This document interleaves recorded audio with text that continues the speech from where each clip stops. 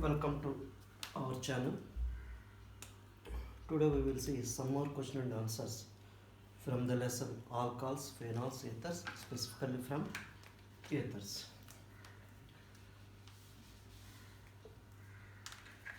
So the next question from ethers lesson. Phenyl methyl ether reacts with HI. Phenyl methyl ether. So phenyl methyl ether.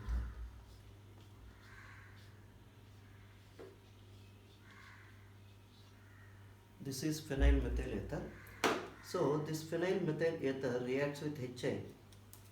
It reacts with hydrogen iodide, HI, and to give phenol and methyl iodide. It gives phenol and methyl iodide. Phenol plus CH3I. But it will not give hydrobenzene and methyl alcohol.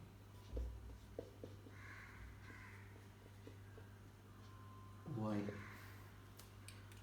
So this is the question. Phenol methyl ether reacts with HI to give phenol and methyl iodide and not hydrobenzene and methyl alcohol. What is the reason? So first we will see why it's so. You see, this is methoxy phenol or methyl phenyl ether. In this one, what will happen when there is acid? First this gets protonated. So now protonated anisole. This is anisole. Clear? So you will get compound like this, OCH3. This H plus comes under it, then it is getting protonated, so I get a positive charge. Why it's so? Because this is having two lone pairs of electrons, so a more electron density H plus will easily attacks. It is like alcohols gets protonated, it gets protonated.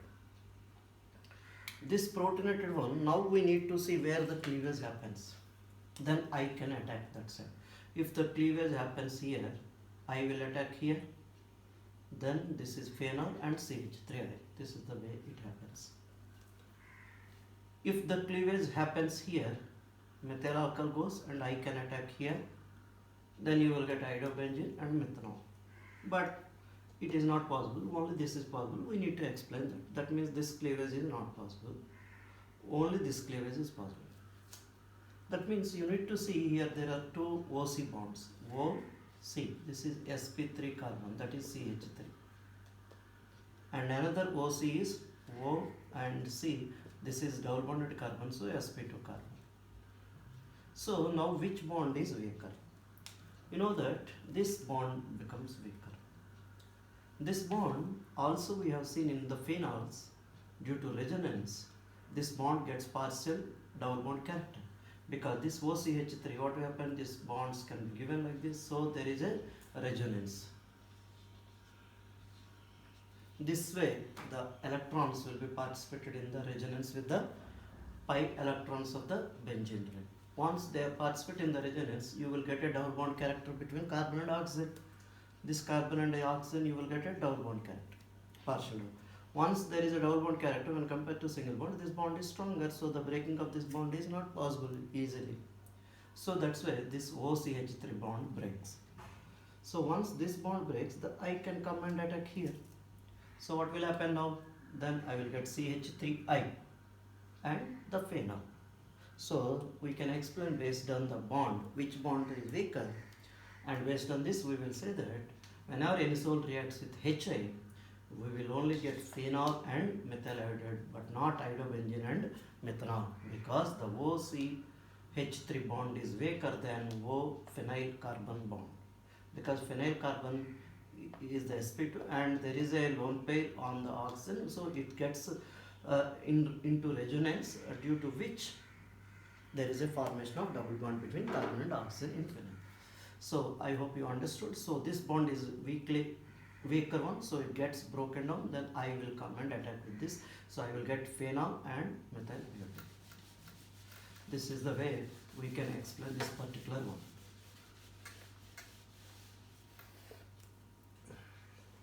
So another question, before going to that question, we will see first one mechanism. Give mechanism of preparation of ethoxy ethane from ethanol.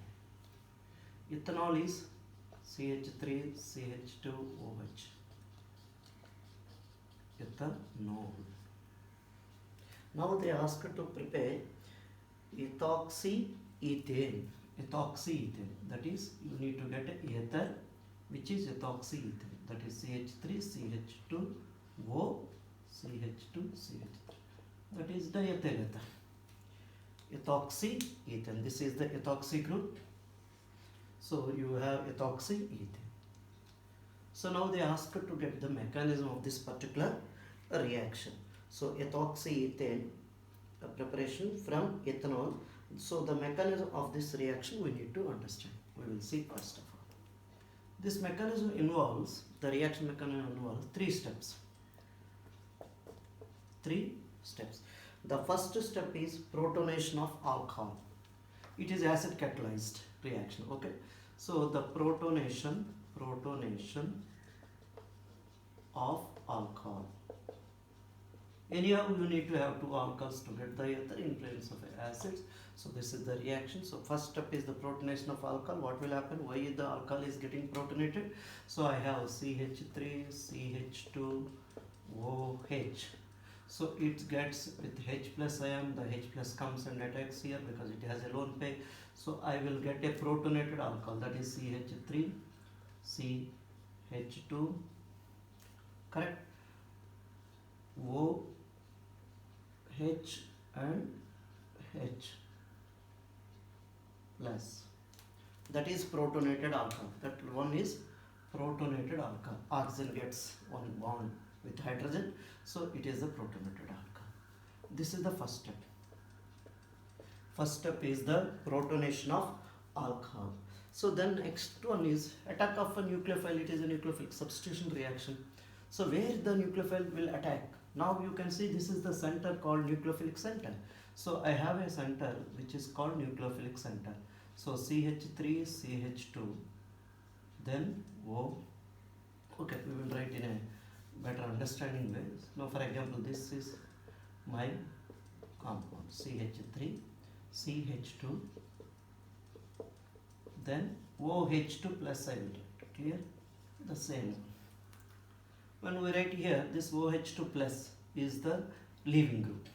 It now better leaving group because OH2O is having positive charge. It is highly electronegative. It is nowhere stable, no more stable. That's why it tried to take these two electrons with it and goes as H2.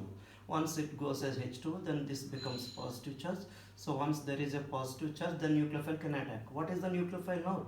Now the nucleophile is another molecule of ether. So now I have CH3CH2OH. This is another molecule of alcohol. Another molecule of alcohol. This comes and attacks here.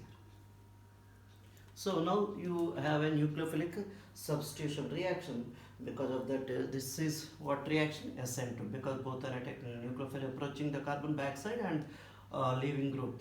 Another one leaving from the other side. So it is a nucleophilic substitution bimolecular SN2 reaction where you will be getting this O will be attacking. Now you see I will be writing the same compound CH3C hydrogens. Now to this carbon, okay, we can write in this way, otherwise CH3 that side simply write H and H. This comes and attacks here. So now I will be having this OH2. O will be the one attacking. O hydrogen is there, same, and here CH2, CH3. This plus is here, reaction plus. So OH. So O lone pairs are there, lone pairs gets attached with the carbon and forms a bond here. So this O gets a positive charge. So this is the nucleophilic substitution reaction. What was left is water molecule. So the left is water molecule. So when alcohol nucleophilic attack, this is called nucleophilic attack. Nucleophilic attack. Second step of the mechanism is nucleophilic attack. So nucleophile, so alkyl acts as a nucleophile because of having lone pair of electrons on the oxygen. Oxygen is the center, nucleophilic center. It goes and attacks with the carbon, oxygen attacks with the carbon, so oxygen gets positive charge because of a pair of electrons are used in the bonding, and this is the product we got it right now, correct? So the third step, since this is having positive charge, oxygen is not stable, so it tried to stabilize by taking these two electrons, so that is proton loses, so loss of proton, that is the last step, proton. So now in the last step what will happen, this proton gets cleaved from this particular one. Once it is leaving, I will get CH3, CH2, then O, this H has left, then CH2, CH3. This is the ether. So how we will write this particular step, last step? When you write this step, you need to have both. First you write this, so CH3, CH2, O, H, clear? Then plus, then CH2, CH3. Deprotonation, okay, loss of proton. So minus H plus. So which are going leaving, they can be written downside of the arrow. So H plus will lose and this bond will move towards that, then you will get the ether. That is CH3, CH2, O, CH2, CH3. So that is the diethyl ether. In this reaction, you see there are three steps. Alcohols combined proton in presence of acid, they gives the ethers.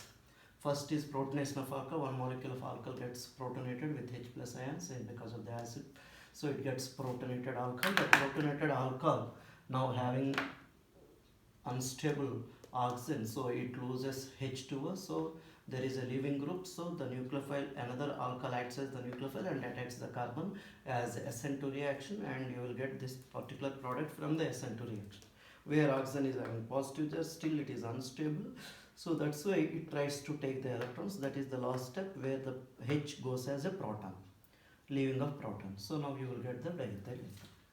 This happens most of the reactions in the primary alcohols.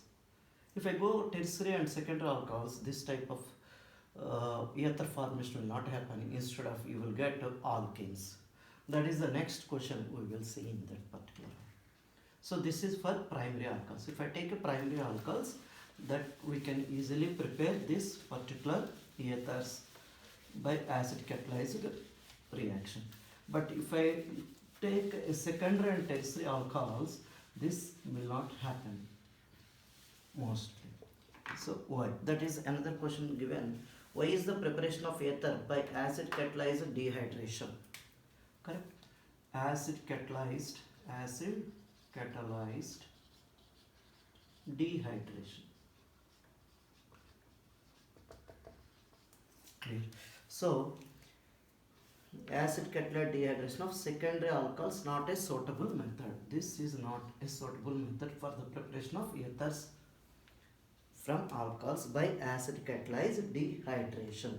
So this is the question they were asked. So we need to explain this. If we given for 1 mark and all, you can simply write it due to steric hindrance. But if it is for 2-3 marks, you need to explain that why it is due to steric hindrance. But the reason is due to steric hindrance, alkenes are formed here by SN1 reaction. So this is the one.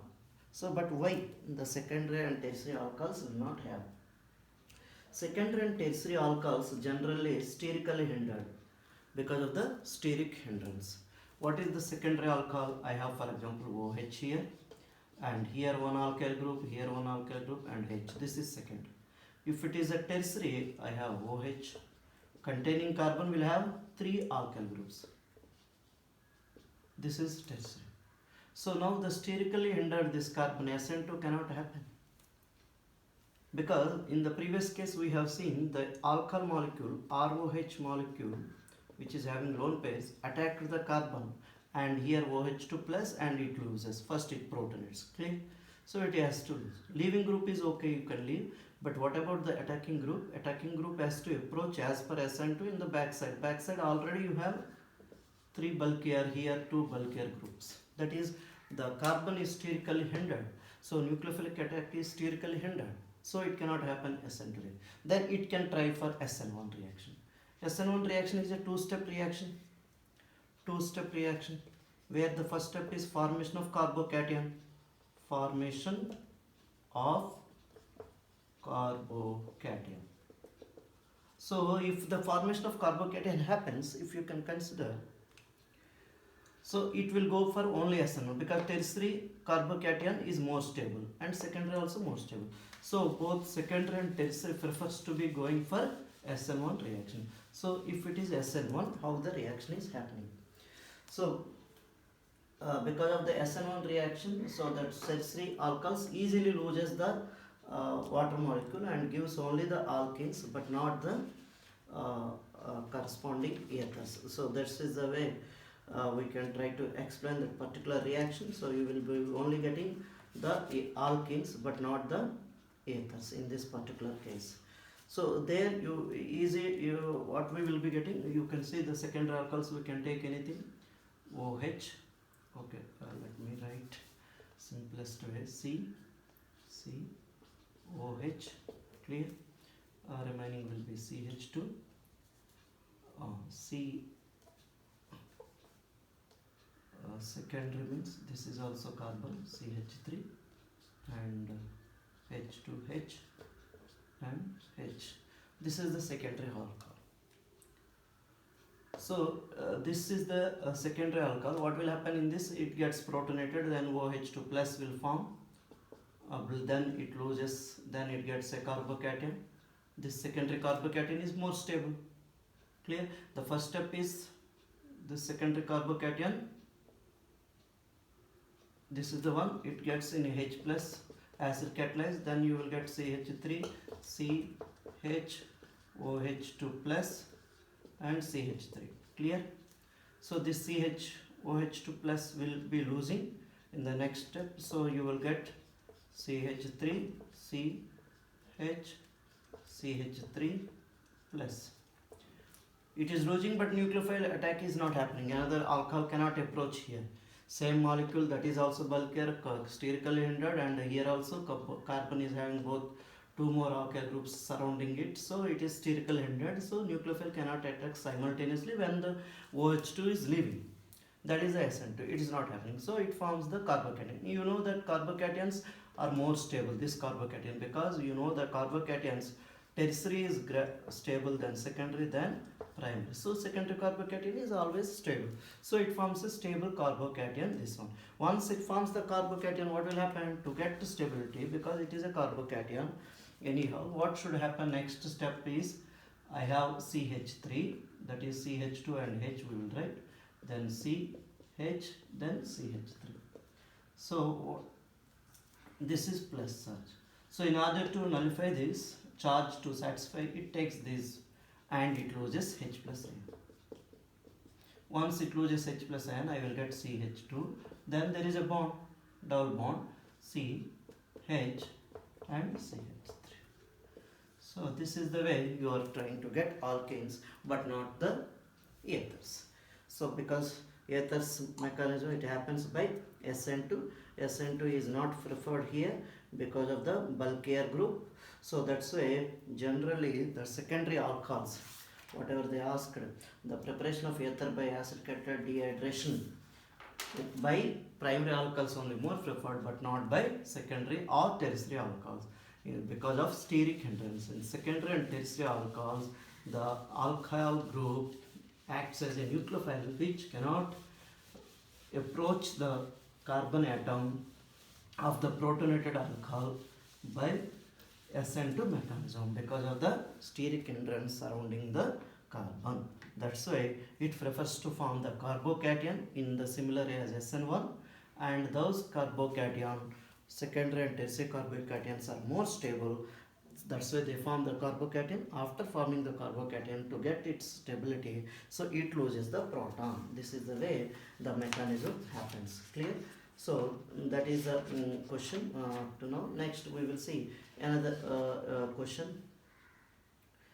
So when you have salicylic acid, acylation of salicylic acid. The question is acylation of salicylic acid. Acylation of salicylic acid. What is acylation? How the acylation reaction? They ask you to write the reaction for acylation of salicylic acid. First we need to know salicylic acid. Benzoic acid, correct? Hydroxybenzoic acid. We can have OH, R and COH. This is salicylic acid. This is the one called salicylic acid. Acylation generally we will do with acetyl chloride or acetic anhydride. So this is acyl group is COCH3. You need to have an electrophile called COCH. So that's why it was done in acetic anhydride. How to remember acetic anhydride? CH3CO OH is acetic acid. Clear? CH3COH. If you write two molecules of CH3CO OH, then you can remove this hydrate water molecule. Then it is called acetic anhydride. So then what I will get? CH3CO COCH3. That's what we will be writing. CH3CO then COCH3. This is acetic anhydride. CH3COO COCH3. This can be reacted with in presence of sodium acetate. Another here, CH3COO minus Na plus in presence of sodium acetate, and we can also add few drops of acid like sulfuric acid, concentrated H2SO4, few drops of concentrated H2SO4. So because first it gets ONA, then if you add H2SO4, it gets once again acidified. So this is the reaction. So what will happen? I will get a compound called acetyl substituted, but the acetyl group comes to attacks the oxygen. Clear? So you can simply remember this way also. You see here you can break this compound. Then CH3CO, this is minus, it becomes O minus, C plus becomes. This is carbon oxygen.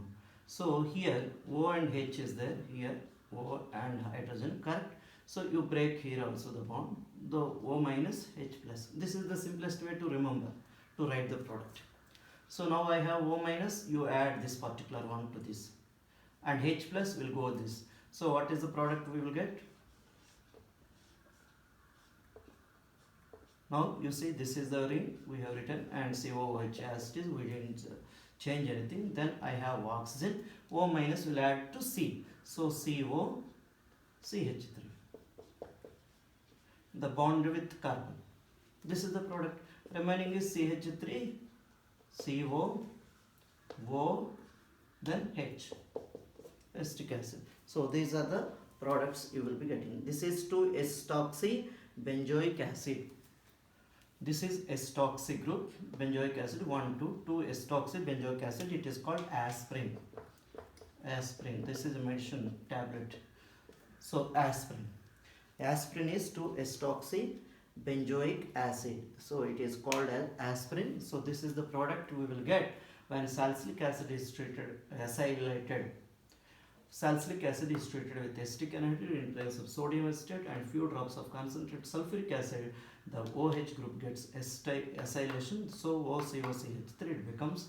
You can just remember by this way and you will get aspirin. So this is the one reaction they asked sometime.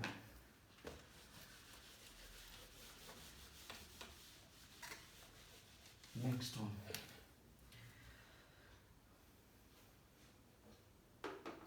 So if you have a ethers number, in this question they have given one particular one. You see, give reagents for the following. Give reagents for the following. So they have given CH3 thrice. CH3 thrice C. O CH3. This is ether. Clear? CH3 thrice C. This is a butyl group. And OCH3. OCH3. On reaction with HI. It was reacted with HI.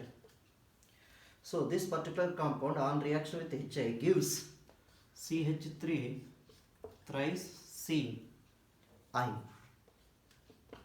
CH3 thrice Ci plus CH3OH. So that means it was broken down here as previously I told. So I added to this and H added to this. So CH3OH as the main products. They are the main products.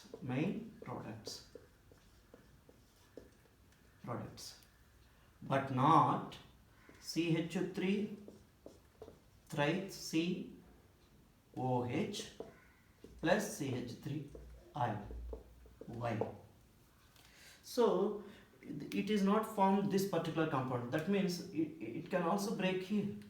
If it breaks here, what I will get? I will go with this carbon, so I will get CH3I. O, you will get a hydrogen, then you will should get this. But you are not getting this, so only you get this particular compound. Remember, whenever you have the cleavage of these ethers, you see that the alkyl halide is the tertiary or secondary. It prefers to form alkyl halide at tertiary or secondary one. So the alkyl halide, here is iodine. So that means iodine will go to the carbon which is having secondary or tertiary nature than primary one. So that's why the bond will break here. I will go with this but not with this. Clear? So that's why you will get this particular compounds as the main products but not the other one. So in case of unsymmetrical ethers, remember, which are having two different alkyl groups, the alcohol and the alkyl halide formed depends upon the nature of the alkyl group. What are the alkyl groups? If the generally alkyl group is tertiary, the alkyl halide formed is from the tertiary alkyl group. If any one is the tertiary, it forms from that one only, alkyl halide. So other one will not form because of that stability of this carbocation. If this carbocation is more stable, so I minus nucleophile attacks in this by SN1 mechanism. So this is the way it will be forming. So SN1 mechanism is the only one here preference mostly happens. When SN1 happens, it will not happen in the primary, so it happens only in the tertiary and secondary because of the carbocation which formed. SN1 reaction will be by two steps. Remember, first one is the formation of carbocation. Whichever carbocation is stable, to that carbocation only the I minus will be added. So tertiary carbocations are more stable than secondary than primary. That's why whenever you need to cleave the ethers by acids like HA, so the cleavage happens in such a way that the alkyl halide formed is the tertiary or secondary alkyl halide rather a primary alkyl halide. This is the way the cleavage of this particular one will happen. Clear? And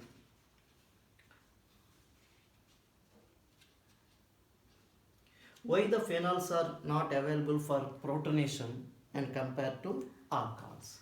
So you see we have CH3 CH2OH. We told when it have H plus ion it gets protonated. Clear? CH3 CH2OH2 plus. Correct? So this oxygen having lone pairs, so it gets protonated. Similarly, in phenols also we have the same oxygen. Clear? In phenols also we have the O and H. O is having two lone pairs of electrons. So why it is not getting protonated and get protonated phenol? So in place of H plus, it also can get O H2 plus. But this is not happening. But this is happening. What is the reason? Clear? I think you may be knowing that you see these two electrons are not free like here. These two electrons participates in the resonance with the bond with the pi electrons of the benzene ring. So that's why in phenols the lone pairs of electrons on the oxygen atom are delocalized. They are called into resonance with the benzene ring, that is called delocalized over the benzene ring. Because due to resonance, that's why they are not easily available for protonation. That's why in phenols you will not generally see protonation, but in alcohols we will see the protonation. And we will see a dibor reaction, another one reaction, that is hydroboration of propene and then oxidation to propanol. Hydroboration of propene. Next one, explain hydroboration of propene, hydroboration of propene and then oxidation to propanol, oxidation to propanol, then oxidation to propanol. So this is the one they asked to explain, hydroboration of propene, then oxidation to propanol. We will try. First you can take the propene. Propene is 3 carbon containing. If we are not knowing, you better write prop is 3. In they have double bond and remaining is hydrogen. So CH3, total 4 it should come carbon. So 1 bond is here, 3 more for total 4. Here already 3 bonds are there, so 1 hydrogen only. Here 2 bonds are there, so 2 more hydrogens. So this is the propane. Hydroboration. So hydroboration reaction will happen with diborane. Diborane is what? B2H6. You better remember in this form, BH3 twice. So borane is BH3, boron hydrate. So those two molecules together it forms a dimer, that is called diborane. So hydroboration, hydrogen boron addition is called hydroboration. Now I need to have BH3 molecule to this, that is called as hydroboration. So if you add a hydroboration, what is the compounds you will be getting? That is the one we need to understand here. You see, first I take this one, CH3, CH, double bond, CH2. So you will add this BH3, BH3. I told already, BH3 it is hydride of boron. So what it will happen? It can break like this, BH2 plus and H minus. Remember this. Once you have like this, one will come to one carbon, another will be another. We told whenever, as per Markovnikov rule, the negative part of the addendum will go to the carbon which is having more number of alkyl groups. Clear? So Markovnikov rule you can use once again. It is simplest addition. You just remember Markovnikov rule. But whatever told as per the rule, negative part of this addendum. This is the addendum. The negative part is H minus. H minus comes to the carbon, these two carbons, which is having more number of alkyl groups. So this does not have alkyl group, this is having, so it comes and attacks here. So the remaining part will be here. So you will get the product. How we will be product? I am writing here. So I have CH3, then CH2. Because CH, another H is comes, then single bond, CH2, BH2. CH2, then BH2. Clear? So CH3, CH2, CH2, BH2. Now this will be added to the another alkane group. This is first one. For example, in the second step, what will happen? The same will be acts as like BH3 and adds to the another. So you take another molecule of propene, that is CH3, CH, double bond, CH2. Then you add this particular compound.